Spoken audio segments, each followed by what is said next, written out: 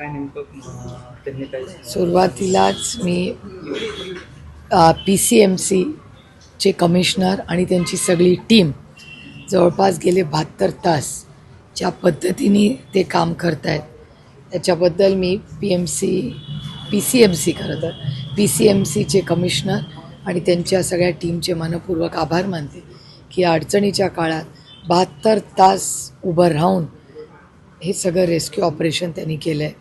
आणि सगळ्या डॉक्टरांचे साईनाथ हॉस्पिटल त्यांची सगळी टीम डॉक्टर्स सगळे हेल्थ वर्कर्स त्यांचे मनपूर्वक आभार मानते की त्यांनी सगळ्यांनी तातडीने ही मदत केली.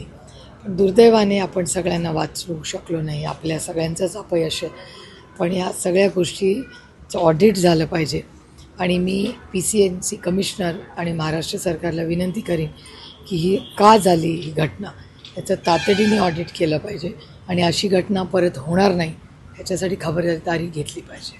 अवैध बिल्डिंग असल्याची माहिती समोर येते, त्यामुळे आपण आपल्या पक्षाकडून काही कारवाई होण्याबाबत काही कारवाई नाही, म्हणूनच त्याची पहिली इन्क्वायरी मागते.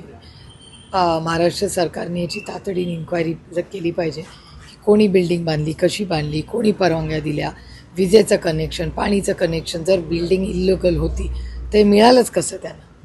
त्याच्यामुळे हे सगळे अनेक प्रश्न आहेत ज्याची उत्तरं ही आपल्याला मिळालीच पाहिजेत. नातेवाईकांना आपण भेटले, त्यांच्याकडून काही मागणी असेल? नातेवाईकांकडून मदतीची मागणी आली आहे, तर मी त्यांची नावं पत्ते हे सगळे गोळा करायला सांगितले आहेत माझ्या सगळ्या सहकाऱ्यांना. आणि PCMC कमिशनर विजय सूर्यवंशी आज आहेत, त्यांच्याशी बोलून त्या कुटुंबांना न्याय कसा मिळेल याच्यासाठी सगळ्यांनीच लक्ष घालावं लागेल आणि महाराष्ट्र सरकारने तातडीने या कुटुंबांना मदत केली पाहिजे.